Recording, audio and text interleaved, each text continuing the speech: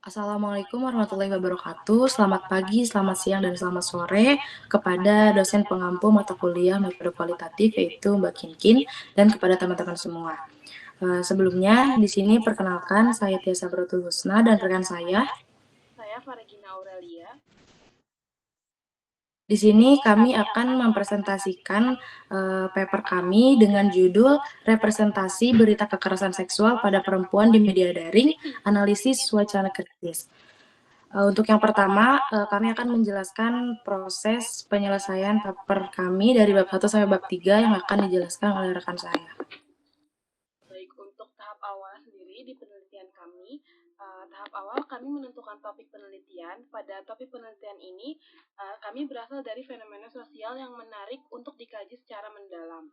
Dan ciri-ciri topiknya itu, yang pertama ada masalah nyata di lapangan, dan kedua belum banyak diteliti secara mendalam, dan ketiga bisa diamati secara langsung, yang terakhir relevan dengan bidang ilmu komunikasi, pendidikan, dan lain-lain. Untuk studi pendahuluannya, ada langkah awal untuk memahami kondisi lapangan. Kegiatan yang dilakukan yaitu yang pertama ada observasi awal, yaitu melihat kondisi secara langsung dan wawancara ringan dan membaca berita atau artikel terkait. Tujuannya untuk mengetahui apakah masalah itu benar-benar ada. Yang kedua, menggali fakta awal dan menentukan arah penelitian. Terus selanjutnya ada identifikasi dan perumusan masalah. Setelah tahu fenomena, kami bisa mulai merumuskan masalah. Untuk ciri rumusan masalah kualitatif itu seperti bentuk pertanyaan, menggunakan kata bagaimana, mengapa, dan fokus pada pengalaman atau proses. Selanjutnya, kami menentukan tujuan penelitian, seperti mengetahui pengalaman siswa dalam belajar daring dan untuk memahami kendala yang dihadapinya. Selanjutnya, proses selanjutnya adalah pendahuluan. Di bagian latar belakang ini, isinya ada fenomena umum, data pendukung, kondisi nyata di lapangan, dan kesenjangan antara teori dan kenyataan. Selanjutnya ada rumusan masalah. Rumusan masalah sendiri berisikan bagaimana pengalaman siswa dalam pembelajaran daring dan apa saja kendala yang dihadapi siswa. Untuk tujuan penelitiannya, untuk mengetahui pengalaman bagaimana mempelajari pembelajaran daring dan untuk mengidentifikasi kendala siswa. Untuk manfaat penelitian terbagi menjadi dua, yaitu manfaat teoritis dan manfaat praktis. Untuk manfaat teoritis itu menambah ilmu pengetahuan dan referensi untuk penelitian selanjutnya, dan manfaat praktis itu untuk sekolah, untuk guru, dan untuk siswa. Selanjutnya ada proses di bab 2 itu adalah landasan teori, yaitu teori pembelajaran, teori motivasi belajar, teori teknologi pendidikan. Dan ada penelitian terdahulu juga yang berisi nama peneliti, judul penelitian, dan hasil penelitian. Selanjutnya ada kerangka berpikir, yaitu hubungan antara konsep, bisa dibuat narasi dan diagram juga. Selanjutnya ada bab 3 yang terakhir, ini pendekatan dan jenis penelitian. Pendekatannya kita pakai kualitatif dan jenisnya itu deskriptif, fenomenologi, studi kasus, dan etnografi. Untuk lokasi dan waktu penelitiannya, di mana peneliti dilakukan dan kapan penelitian dilakukan, yaitu subjek dan informan penelitian. Ini purposif, dipilih sesuai kebutuhan, dan snowball. Selanjutnya ada teknik pengumpulan data. Yang pertama itu ada observasi dan dokumentasi. Setelah itu ada instrumen penelitian, yaitu peneliti adalah instrumen utama dan pedoman wawancara serta catatan lapangan. Selanjutnya ada keabsahan data, yaitu kita menggunakan triangulasi teknik dan member check. Mungkin selanjutnya bisa dijelaskan papernya oleh rekan saya. Baik, untuk penjelasan pertama itu di bab 1 ada pendahuluan dan di sini latar belakangnya yaitu fenomena sosial kekerasan seksual terhadap perempuan masih menjadi masalah besar di banyak negara termasuk di negara kita yaitu Indonesia. Data dari Komnas Perempuan menunjukkan bahwa ratusan ribu kasus kekerasan terhadap perempuan terjadi setiap tahun dengan kekerasan seksual yang paling umum terjadi di rumah dan di tempat umum. Gue boleh di next ke bab 1 pendahuluan. Nah, selanjutnya, sebagai salah satu bentuk media massa yang paling populer, media online memainkan peran penting dalam mengubah cara orang melihat kekerasan seksual. Namun, dalam kenyataannya, pemberitaan media seringkali tidak netral, justru menciptakan diskriminasi gender melalui bahasa dan framing yang digunakan. Studi menunjukkan bahwa pemberitaan kekerasan seksual ini cenderung menempatkan perempuan sebagai objek yang lemah dan memperkuat stereotip gender yang merugikan korban. Hal ini menunjukkan bahwa media tidak hanya menyebarkan informasi, tetapi juga membentuk realitas sosial melalui pembentukan wacana. Selain itu, perempuan korban kekerasan seksual ini sering digambarkan secara tidak adil di dalam pemberitaan tersebut. Media cenderung menonjolkan pelaku sebagai subjek aktif, sementara korban perempuan digambarkan sebagai sebagai objek yang pasif, yang tidak memiliki kesempatan untuk menyuarakan pengalaman mereka. Representasi seperti itu menunjukkan adanya hubungan kuasa dalam teks berita yang merupakan praktik komunikasi yang tidak baik.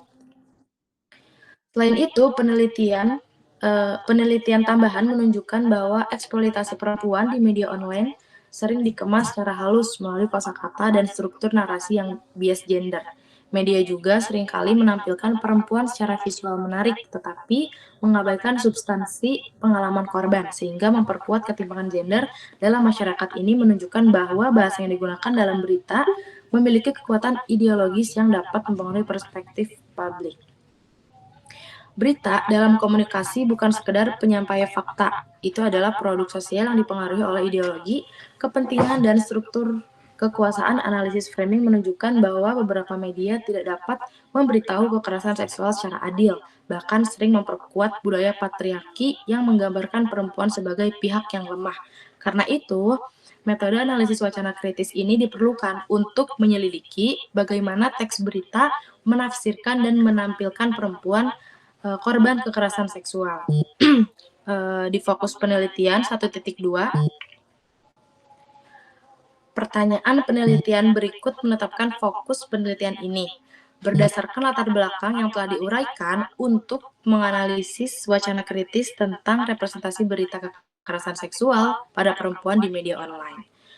Nah, di sini pertanyaannya, bagaimana representasi perempuan dalam berita kekerasan seksual di media daring melalui analisis wacana kritis? Lalu, di tujuan penelitian 1.3, tujuan penelitian di sini untuk menganalisis representasi perempuan dalam berita kekerasan seksual di media daring melalui pendekatan analisis wacana kritis. Nah, di sini tadi ada manfaat penelitian yang sudah disebutkan di awal juga, ada manfaat akademik dan manfaat praktis. Manfaat akademik ini, penelitian ini diharapkan dapat membantu kemajuan ilmu komunikasi, khususnya studi tentang analisis wacana kritis dan studi media. Selain itu, penelitian ini juga dapat berfungsi sebagai referensi untuk penelitian terkait representasi perempuan dalam media, terutama dalam konteks pemberitaan kekerasan seksual.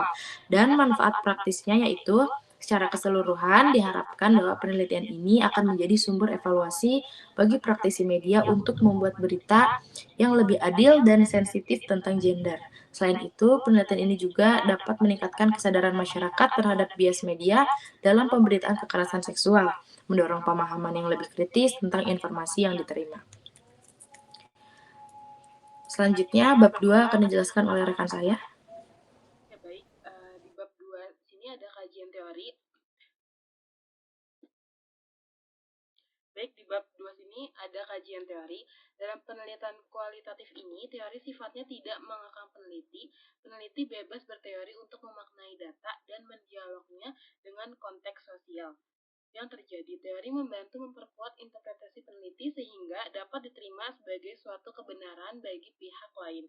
Satu riset kualitatif bertujuan untuk menjelaskan fenomena dengan sedalam-dalamnya melalui pengumpulan data.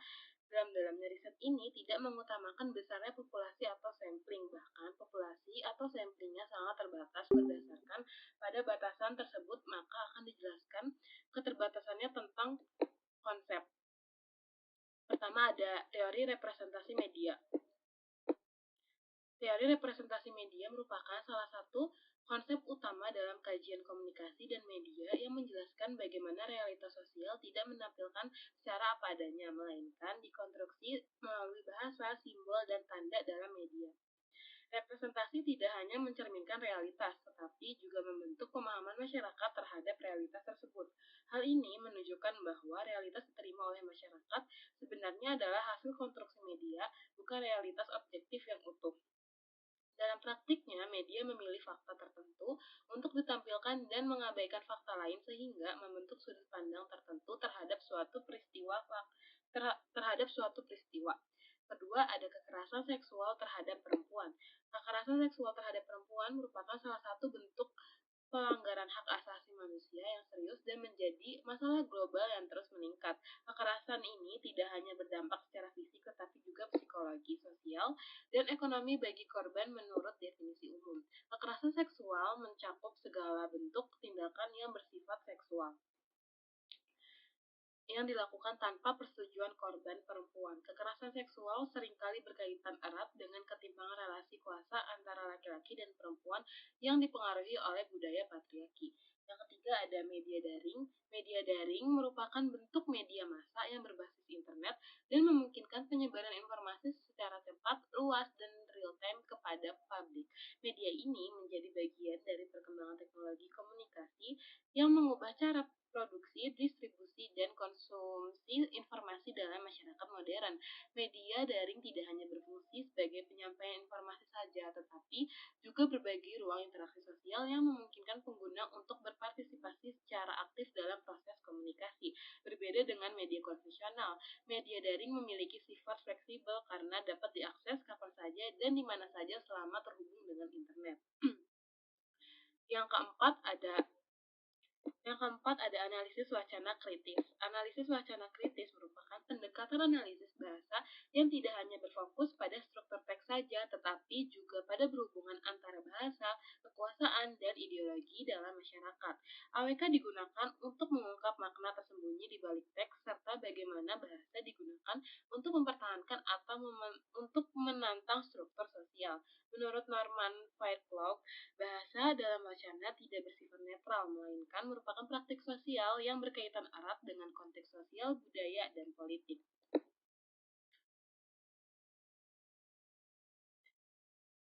Selanjutnya, demikian AWK bertujuan untuk mengungkapkan bagaimana teks dapat memproduksi ketimpangan sosial termasuk dalam isu gender dan kekerasan seksual terhadap perempuan. Selanjutnya, saya akan membacakan review literaturnya.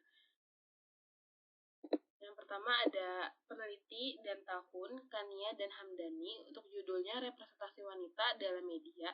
Persamaannya yaitu sama-sama membahas representasi perempuan dan kekerasan seksual. Untuk perbedaannya ialah fokus pada kosakata media. Yang kedua ada dari Agi Pira Hamdani dan judulnya yaitu Representasi Perempuan dalam Kasus Dokter, dan persamaannya yaitu sama menggunakan AWK Sarah Mills dan perbedaannya ialah objek kasus spesifik. Yang ketiga ada dari Suprihatin dan Lestari yaitu judulnya ada Wacana Penyintas, persamaannya sama membahas kekerasan seksual di media dan perbedaannya yaitu fokus pada penyintas. Yang keempat ada Widya Ningsi, judulnya ada Analisis Sarah Mills, persamaannya yaitu sama variabel perempuan dan media dan perbedaannya yaitu media tertentu. Yang selanjutnya ada Wangi dan kawan-kawan, yaitu judulnya Media Massa Online dan persamaannya yaitu sama menggunakan AWK dan perbedaannya fokus umum kekerasan. Selanjutnya ada Istighfara dan Daljat, yaitu judulnya Ketimpangan Gender, persamaannya yaitu sama isu perempuan dan perbedaannya teori feminisme liberal. Oke, selanjutnya ada dari Putri, judulnya ada Media Jambi Metro, persamaannya sama metode AWK dan perbedaannya yaitu lokasi media yang berbeda. Selanjutnya ada dari Nadia dan Putih Kadianto, judulnya yaitu Media TikTok, persamaannya sama objek kekerasan seksual dan perbedaannya yaitu platform media sosial. Selanjutnya ada dari Fatmawati, judulnya itu Pelecehan Seksual dan persamaannya yaitu sama variabel media dan perempuan. Untuk perbedaannya fokus kompas.com. Selanjutnya yang terakhir ada dari Rahmawati, judulnya itu Tribun News dan Detik. Persamaannya itu sama analisis subjek objek dan perbedaannya periode waktu tertentu. Baik, selanjutnya ada teori representatif Stuart Hall, pendekatan konstruksionis. Teori representasi yang dikemukakan oleh Stuart Hall merupakan salah satu teori paling fundamental dalam kajian media dan budaya.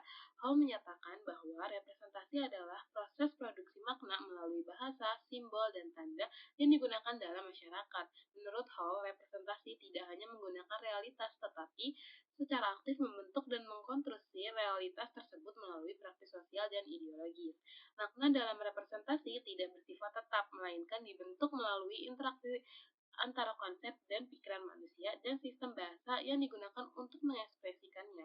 Hall juga menekankan bahwa representasi selalu berkaitan dengan kekuasaan di mana kelompok dominan memiliki kemampuan lebih besar dalam menentukan makna yang beredar di masyarakat. Selanjutnya ada dari analisis wacana kritis, yaitu merupakan pendekatan analisis bahasa yang berfokus pada hubungan antara wacana, kekuasaan, dan ideologi. Dalam masyarakat, pendekatan ini melihat bahasa sebagai praktik sosial yang tidak netral. Dek, diem dulu deh, anjing. Dan serat kepentingan. Menurut pandangan ini, teks tidak hanya dipahami sebagai rangkaian kata atau kalimat, tetapi sebagai produk sosial yang mencerminkan struktur kekuasaan, relasi sosial, dan masyarakat. Dan selanjutnya ada teori dari Sarah Mills. Model Sarah Mills ini dalam AWK menekankan pada posisi subjek, posisi objek, dan posisi pembaca.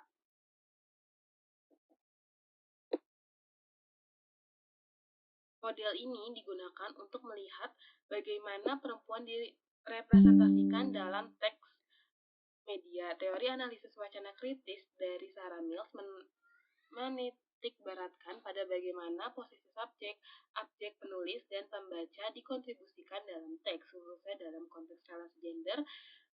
Dan pendekatan ini sangat relevan untuk mengkaji representasi perempuan dan berita kekerasan seksual di media daring. Selanjutnya akan dilanjutkan oleh teman saya.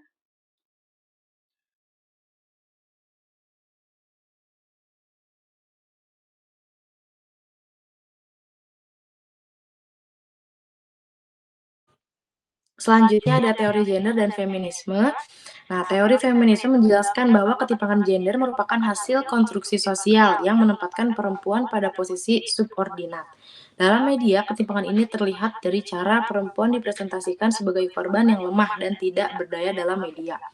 Ketimpangan ini terlihat dari cara perempuan dipresentasikan sebagai korban yang lemah dan tidak berdaya. Selanjutnya ada penjelasan variabel. Di sini variabel utama kami adalah berita. Berita merupakan laporan mengenai peristiwa yang memiliki nilai penting, aktual, dan menarik untuk disampaikan kepada publik melalui media massa. Dalam konteks media daring, berita tidak hanya berfungsi sebagai penyampai informasi, tetapi juga sebagai pembentuk realitas sosial melalui bahasa dan narasi yang digunakan. Berita tentang kekerasan seksual terhadap perempuan seringkali tidak bersifat netral karena dipengaruhi oleh perspektif media, ideologi, serta ketimpangan tertentu dalam penyusunannya. Selanjutnya, nomor 2, ada dimensi analisis berita. Dalam penelitian ini, variabel berita dianalisis menggunakan pendekatan AWK tadi, analisis wacana kritis, dengan melihat beberapa dimensi berikut. Yang pertama, ada dimensi struktur teks berita. Struktur teks berita meliputi judul, lead, isi, dan penutup yang membentuk keseluruhan narasi berita. Struktur ini dapat menunjukkan bagaimana peristiwa dikonstruksi dan ditonjolkan oleh media. Yang kedua, ada pilihan bahasa atau diksi. Penggunaan kata atau diksi dalam berita sangat mempengaruhi cara pembaca untuk memahami suatu peristiwa. Pemilihan kata tertentu dapat memperkuat atau melemahkan posisi korban dalam berita. Yang ketiga ada posisi subjek dan objek. Dalam berita terdapat pihak yang diposisikan sebagai subjek yang bercerita dan objek yang diceritakan.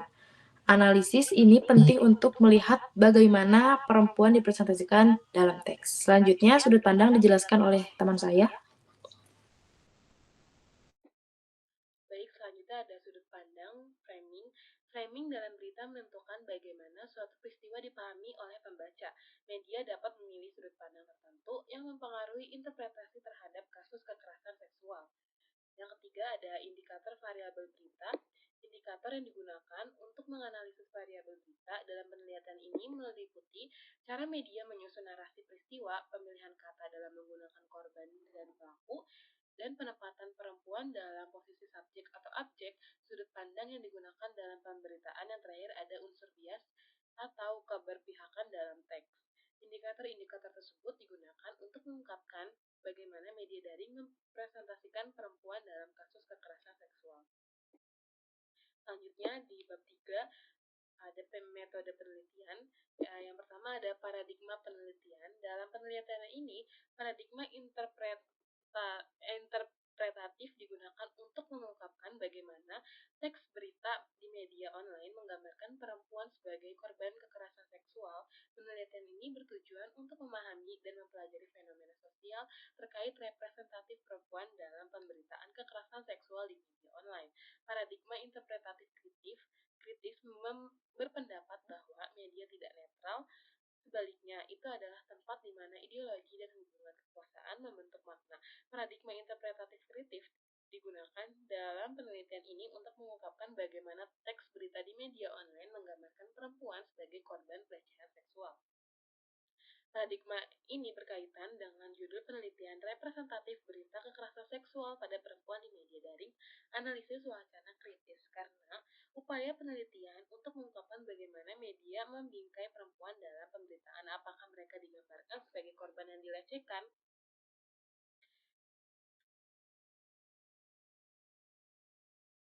Apakah mereka digambarkan sebagai korban yang dilecehkan, disalahkan, atau dimarginalkan? Penelitian ini menggunakan paradigma interpretatif kritis untuk tidak hanya mendeskripsikan isi berita, tapi juga menganalisis bagaimana bahasa, struktur teks, dan narasi media membentuk realitas sosial tentang kekerasan seksual terhadap perempuan. Selanjutnya ada pendekatan penelitian.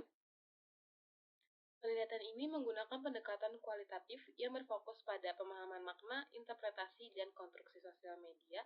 Fenomena pendekatan ini memungkinkan peneliti untuk mempelajari bagaimana bahasa membentuk realitas sosial, terutama dalam kasus kekerasan seksual terhadap perempuan. Menurut Sugiono, penelitian kualitatif adalah metode penelitian yang digunakan untuk meneliti kondisi alamiah. Bagi lawannya adalah eksperimen, di mana peneliti ini adalah sebagai instrumen kunci teknik pengumpulan data yang dilakukan secara triangulasi. Analisis data bersifat induktif, dan hasil penelitian kualitatif lebih menekankan makna daripada generalisasi. Strauss dan Corbin dalam buku 5 ini. Buku V. Wiratna Surjaweni yang mendeskripsikan pengertian penelitian kualitatif adalah jenis penelitian yang menghasilkan penemuan-penemuan yang tidak dapat dicapai dengan menggunakan prosedur-prosedur statistik atau cara lain. Selanjutnya ada metode penelitian. Pada metode penelitian ini kami menggunakan penelitian analisis wacana kritis, model Sarah Mills, untuk menganalisis data. Analisis wacana kritis ini digunakan akan memungkinkan peneliti untuk mengemukakan bagaimana media internet membingkai pemberitaan tentang perempuan dan kesetaraan gender. Selain itu, teori framing yang akan digunakan untuk mengetahui bagaimana media memilih dan membingkai informasi untuk mempengaruhi opini publik tentang perempuan dan peran media dalam masyarakat. Mills menyatakan bahwa struktur dan makna teks ditentukan oleh pembagian antara objek dan subjek penceritaan. Selanjutnya, model Sarah Mills ini menekankan bagaimana subjek dan pembaca berada dalam teks, terutama dalam hal bagaimana perempuan digambarkan dalam berita, dan metode ini dipilih karena mampu mengungkap bias gender serta kecenderungan media untuk melihat perempuan sebagai objek pasif dan kasus kekerasan seksual. Oleh karena itu, metode ini sangat relevan untuk penelitian yang berfokus pada representasi perempuan dalam media kekerasan seksual di media online. Selanjutnya ada teknik penarikan informan. Pada penelitian kualitatif, memilih informan atau sumber data secara purposif. Seluruh berita yang berkaitan dengan perempuan yang ditampilkan di media online Indonesia dalam kurun waktu 1 tahun terakhir adalah subjek atau populasi penelitian ini. Misalnya, di antara media online yang akan menjadi subjek penelitian ini adalah situs berita populer di Indonesia seperti detik.com, jatengnews.id dan Inderayu News dan jogjarepublika.com serta situs web lain dengan audiens luas. Metode atau sampel target akan digunakan untuk memilih sampel dan populasi ini. Sampel ini diambil dari artikel berita yang diterbitkan pada tahun 2026 yang membahas kekerasan seksual terhadap perempuan dengan judul Kader HMI Unisula Semarang lapor jadi korban pelecehan senior. Sampel yang dipilih terdiri dari artikel yang relevan dengan topik penelitian dan dipilih berdasarkan kriteria berikut. Artikel yang menunjukkan masalah kesetaraan gender atau pemberdayaan perempuan. Artikel yang secara eksplisit menggambarkan perempuan dalam teks dan artikel tersebut berasal dari media online utama dengan jangkauan yang luas. Selanjutnya ada keabsahan data. Keabsahan data dalam studi ini memanfaatkan konsep kepercayaan yang mencakup kredibilitas, transferabilitas, dependabilitas, dan konfirmabilitas. Keempat elemen ini menjadi tolak ukur dasar dalam penelitian kualitatif guna memastikan bahwa data yang diterima adalah valid dan dapat dipertanggungjawabkan secara ilmiah. Kredibilitas informan dalam studi ini dicapai melalui metode triangulasi yang meliputi triangulasi sumber, teori, dan teknik. Triangulasi ditetapkan untuk menilai berbagai informasi dari berbagai platform daring serta menetapkan pendekatan analisis wacana kritis.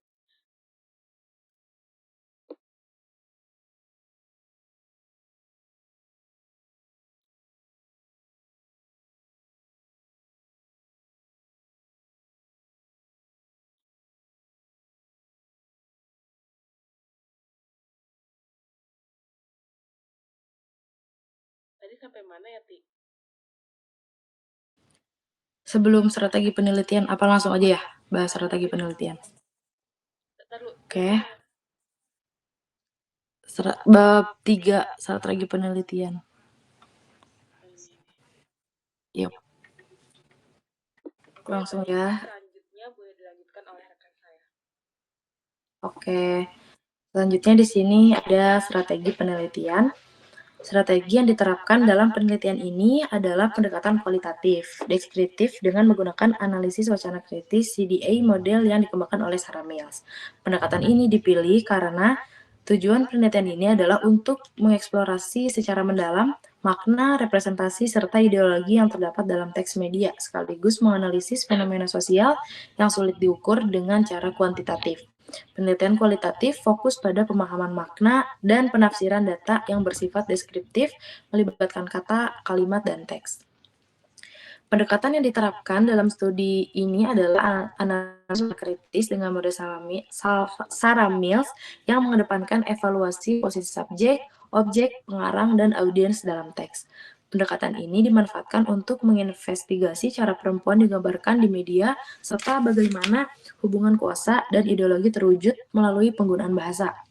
Penelitian yang dilakukan sebelumnya membuktikan bahwa model karya Sarah Mills efektif dalam mendeteksi posisi subjek, objek, serta sudut pandang pengarang dalam berita di media daring. Selain itu,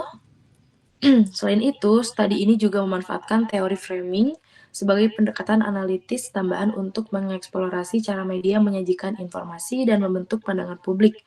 Analisis framing digunakan untuk mengupas bagaimana informasi tersebut dibangun, ditekankan, dan ditampilkan kepada audiens, sehingga mempengaruhi perspektif masyarakat mengenai suatu isu. Strategi pengumpulan informasi dalam studi ini dilakukan dengan metode dokumentasi, yaitu dengan mengumpulkan berita dari berbagai media daring yang relevan dengan topik perempuan dan kesetaraan gender. Data dalam penelitian kualitatif terdiri dari kata-kata, kalimat, dan teks yang selanjutnya dianalisis untuk mengungkap makna yang terdapat di dalamnya. Selanjutnya, 3.8 pembahasan mengenai metode pengumpulan data. Metode pengumpulan data ini, metode pengumpulan informasi dalam studi ini dilaksanakan dengan cara mengamati teks, analisis isi kualitatif, dan tinjauan pustaka yang disesuaikan dengan pendekatan analisis wacana kritis versi Sarah Mills yang menekankan analisis teks sebagai fokus utama dalam penelitian. Observasi observasi Observasi teks diterapkan karena analisis wacana kritis menganggap teks sebagai gambaran dari kenyataan sosial yang bisa dikaji untuk memahami hubungan kekuasaan dan pembentukan makna dalam komunitas. Observasi teks dilakukan dengan cara membaca, memahami, dan mengkaji isi teks secara mendalam untuk menemukan makna yang terkandung di dalamnya. Dalam penelitian kualitatif berbasis wacana kritis, data umumnya berupa kutipan kalimat, paragraf, atau bagian teks yang relevan dengan fokus penelitian. Peneliti melakukan pembacaan berulang terhadap teks untuk mengidentifikasi unsur-unsur penting yang berkaitan dengan representasi perempuan dalam media. Selain itu, proses observasi juga melibatkan kegiatan seleksi data, pemberian tanda, serta pengaduan dalam bagian teks yang dianggap penting. Nah, teknik ini memungkinkan kami sebagai peneliti untuk mengidentifikasi bagaimana bahasa digunakan dalam membangun makna tertentu dalam teks. Selain analisis riset ini juga melibatkan kajian literatur untuk memperkuat landasan teori yang mendasari penelitian. Kajian literatur dilakukan dengan mengumpulkan beragam sumber seperti buku, artikel ilmiah, dan penelitian sebelumnya yang berkaitan dengan topik yang diteliti. Sumber-sumber yang dimaksud meliputi teori analisis wacana kritis, model Sarah Mills, teori framing, serta penelitian mengenai gender dan media. Melalui kajian literatur, peneliti dapat memahami ide-ide yang dipakai dalam analisis seperti representasi wanita dan konstruksi wacana.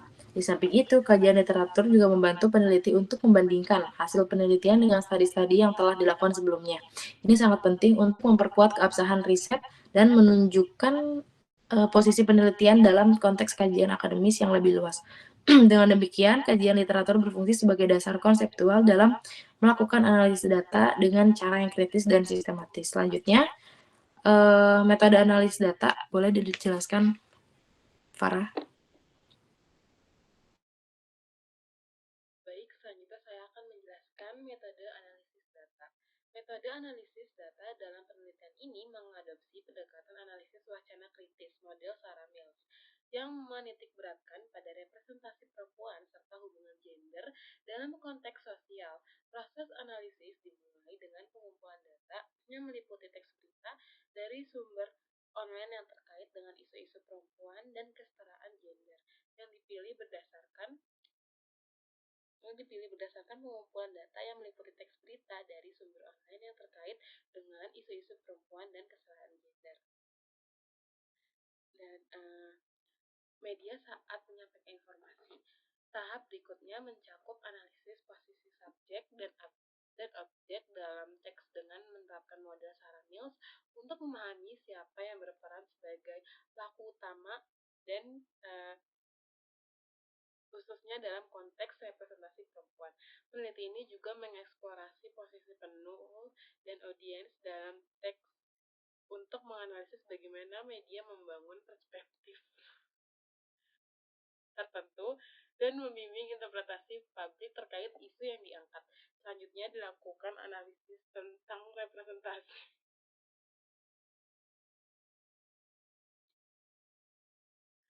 perempuan untuk menemukan apakah terdapat stereotip marginalisasi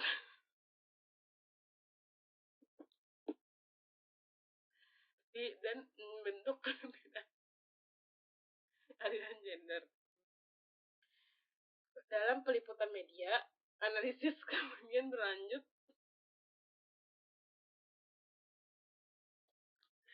untuk memahami bagaimana media mengulang nilai-nilai tertentu yang berkaitan dengan gender. Di samping itu, framing ditetapkan untuk mengeksplorasi cara media memilih, menekankan, dan menyajikan informasi tertentu sehingga membentuk pemahaman publik mengenai perempuan dan peran di masyarakat. Tahap akhirnya meliputi interpretasi menyeluruh, hasil analisis untuk merumuskan kesimpulan tentang bagaimana media membingkai perempuan serta isu kesetaraan gender. Jadi berikut paper yang sudah kami jelaskan, mungkin bisa dilanjut oleh rekan saya.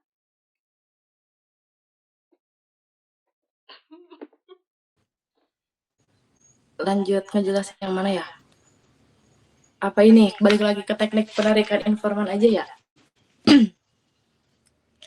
Maksudnya bacain beritanya mana ya? Teknik penarikan informan yang ada ini loh penjelasan apa? Judul beritanya. Bab 3 di atasnya tadi dikit. Soalnya ini masih lumayan lama. Ini ya. Lu bisa buka WA gak? Ada yang apa sih namanya berita yang udah gue kirim itu. Tapi kalau gue buka WA, ini dari awal lagi share screen-nya. Ya udah gak usah, bentar. Gue bacain aja deh.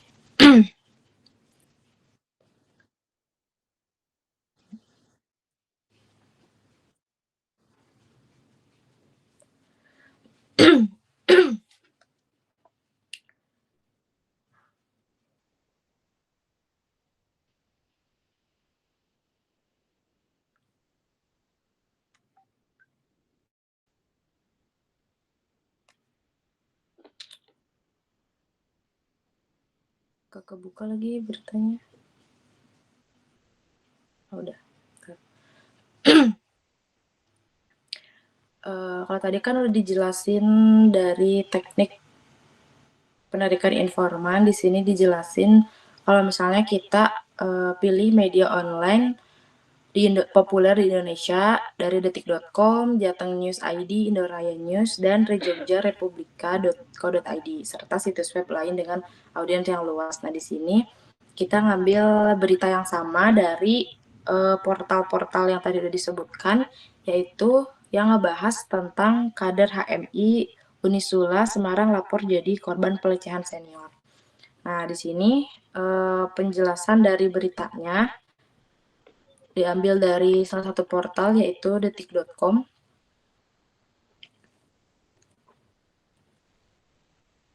Di sini kronologinya seorang kader himpunan mahasiswa Islam Universitas Islam Sultan Agung Unisula dilaporkan ke Polda Jateng atas dugaan pelecehan seksual terhadap seorang mahasiswa aktif yang merupakan juniornya. Terduga pelaku berinisial LT merupakan alumni Unisula. Kasus itu viral usai diunggah di akun Instagram HMI Unisula. Tampak foto terduga pelaku diunggah dengan wajahnya ditutupi coretan berwarna merah. Kronologi kejadian kekerasan seksual oleh terduga pelaku Kanda LT Fungsional LTMI PB HMI, tulis akun Instagram HMI Sula pada Rabu tanggal 25 bulan 3 2026. Dikutip dari detik.com. Ketua Umum HMI Korkom Sultan Agung Aldi Maulana membenarkannya bahwa adanya kabar itu. Ia menyebut bahwa peristiwa itu terjadi pada tanggal 16 Maret 2026. Terduga pelaku inisial LT, alumni Unisula dan juga kader HMI Sultan Agung, tetapi sekarang aktif berkiprah di LTMI PB HMI. Untuk korban sendiri sekarang masih mahasiswa aktif di Unisula dan kader HMI Unisula, kata Aldi saat dihubungi oleh detik.com pada Rabu 25 bulan 3 2026. Menurut keterangan yang ditulis korban menyebut peristiwa bermula saat dirinya dihubungi oleh LT yang merupakan seniornya. Korban kemudian dijemput pada malam hari di sekitar kosnya, yaitu di kota Semarang. Setibanya di kos, korban terduga pelaku tersebut sempat masuk hingga ke dalam area kos dengan alasan berteduh karena hujan deras. Meski korban telah menyampaikan bahwa kos tersebut khusus perempuan, korban terduga tetap masuk hingga ke ruang tamu lantai 2. Pada saat di ruang tamu, korban masuk ke kamar untuk mengambil HP. Setelah itu keluar lagi ke ruang tamu. Dan pada saat itu pelaku baru menutup pintu kamar dan menarik tangan korban secara paksa untuk masuk kamar, ujar Aldi. Di dalam kamar, terduga pelaku diduga melakukan kekerasan seksual kepada korban yang masih mengenakan pakaian lengkap. Terduga pelaku disebut sudah melepas pakaian dan mencium korban tanpa persetujuan serta memaksa korban memegang kemaluannya. Korban pun menolak. Korban mengancam dengan ingin berteriak dan pelaku mengurungkan niatnya lagi, ucap Aldi. Kasus itu kini masih dalam penanganan pihak kepolisian. HMI Korkom Sultan Agung menyatakan akan terus mengawal proses hukum serta memastikan korban mendapatkan perlindungan yang layak. Saya memandang isu ini sebagai persoalan yang serius dan kompleks karena tidak hanya berkaitan dengan dugaan peristiwa yang sedang terjadi, tetapi adanya dugaan menyangkut potensi penyalahgunaan relasi kuasa, kata Aldi. Nah, di sini Aldi juga menjelaskan saat ini pihaknya masih melakukan penelusuran dan verifikasi atas informasi yang beredar. Namun keterangan awal mengindikasi adanya dugaan tindakan yang berkaitan dengan relasi kuasa tersebut. Terduga terduga pelaku dipecat dari HMI masih menunggu proses hukum yang sedang berjalan. Sekarang terduga pelaku menjadi pengurus di PBHMI, tapi PBHMI belum menyatakan sikap apapun, ujar dia. HMI Korkom Sultan Agung pun telah mengawal korban untuk melaporkan kasus ini ke Polda Jawa Tengah pada 17 Maret 2026. Hari Senin kemarin pihak Polda Jawa Tengah telah merespon aduan kami dan berkomitmen untuk mengawal kasus ini hingga tuntas demi terpenuhinya hak korban. Aldi juga mendorong keterlibatan pihak kampus agar penanganan tidak hanya berhenti di ranah hukum, tapi juga menyentuh aspek perlindungan dan pemulihan korban. Beritanya ada, boleh disematkan di WhatsApp. Yang detik.com. Bisa bacain dari Yang paling atas penjelasan. apa yang mana, Ti? Yang detik.com udah ada di situ. Ya. Dari yang Penjelasan Polda Jateng ke bawah terus. Oke, baik, saya akan melanjutkan dari presentasi teman saya. Penjelasan Polda Jateng diminta konfirmasi Kabid Humas Polda Jateng, Kombes Artanto membenarkan adanya kasus tersebut. Ia mengatakan PPA Polda Jateng telah menerima aduan dari korban. Pelapor sudah membuat aduan ke SPKT dan juga dari pihak penyidik sudah membuatkan administrasi dan komunikasi dengan pelapor, kata Artanto saat dikonfirmasi oleh Detik Jateng. Ia menyebut proses administrasi dan komunikasi sudah berproses di PPA Polda Jateng. Nantinya, BM Unisula disebut akan datang ke Direktorat Reserse PPA Polda Jateng. Pihak BM akan hadir ke PPA pada hari Kamis tanggal 26. Pada prinsipnya baru dilaporkan. Kalau sudah dilaporkan berarti pihak penyidik harus mengkonfirmasi lapor tersebut, jelasnya. Lanjut yang mana lagi ya? Bacain aja, itu kan ada dari beberapa portal. Pilih satu portal lagi aja.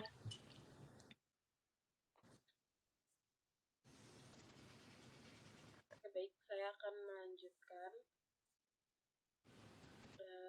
Dari pihak kampus Universitas Islam Sultan Agung menyatakan tengah menempuh jalur mediasi internal terkait kasus dugaan tindak pidana kekerasan seksual terhadap kader Himpunan Mahasiswa Islam Unisula. Sementara polisi telah menjadwalkan klarifikasi awal terhadap pihak pelapor. Hal itu disampaikan Wakil Rektor 3 Unisula Ahmad Arifullah yang mengatakan saat ini kampus masih berfokus pada penyelesaian kasus dugaan kekerasan yang dilakukan alumni Unisula terhadap juniornya yang merupakan kader HMI secara internal. Pemimpin Unisula melalui Wakil Rektor 3 dan tim lainnya saat ini dalam proses mediasi dan akan diselesaikan secara internal, kata Ahmad melalui pesan singkat kepada Detik Jateng. Ia juga menyampaikan perkembangan terbaru jika ada saat ditanyakan adakah pendamping bagi korban, ia menekankan pihak kampus masih mengupayakan mediasi. Jika ada perkembangan baru akan kami sampaikan.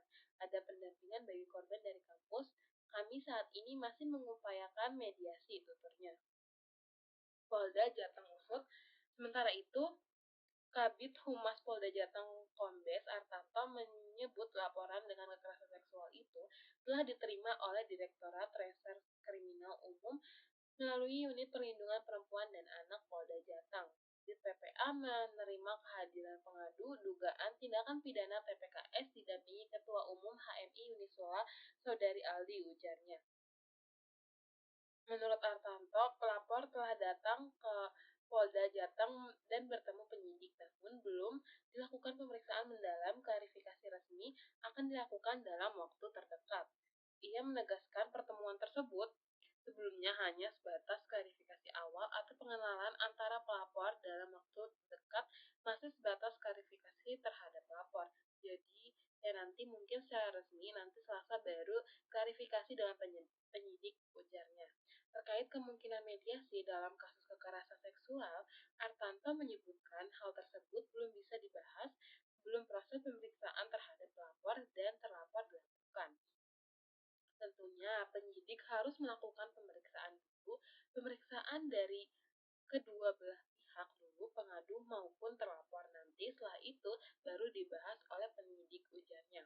Selain itu, lanjut Artanto, belum ada agenda pendamping lanjutan, termasuk secara psikologis karena proses masih pada tahap awal. Besok baru klarifikasi saja berdasarkan pengaduan itu, jadi belum melangkah ke hal-hal yang sifatnya penyidikan, jelasnya.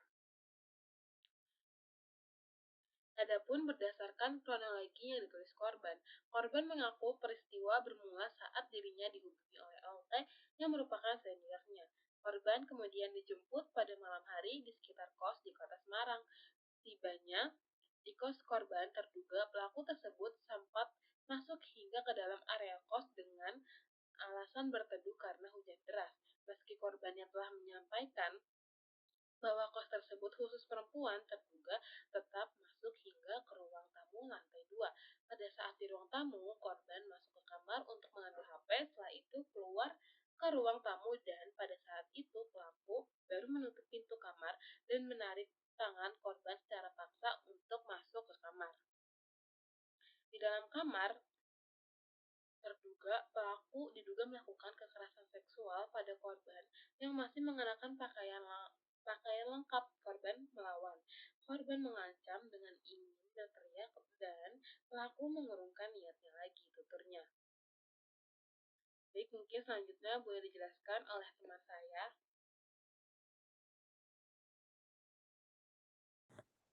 Oke, baik. Jadi dari beberapa portal yang sudah disebutkan dan tadi udah dibacain juga dari salah satu portal tentang berita kader HMI Unisula Semarang lapor jadi korban pelecehan senior. Jadi kita bisa menyimpulkan sedikit bahwa kekerasan seksual terjadi di kosan korban gitu. Mungkin cukup sekian penjelasan dari paper kelompok kami dan kenapa kami mengambil judul berita yang sudah tadi dibacakan karena sesuai dengan judul penelitian kami, yaitu representasi berita kekerasan seksual pada perempuan di media daring.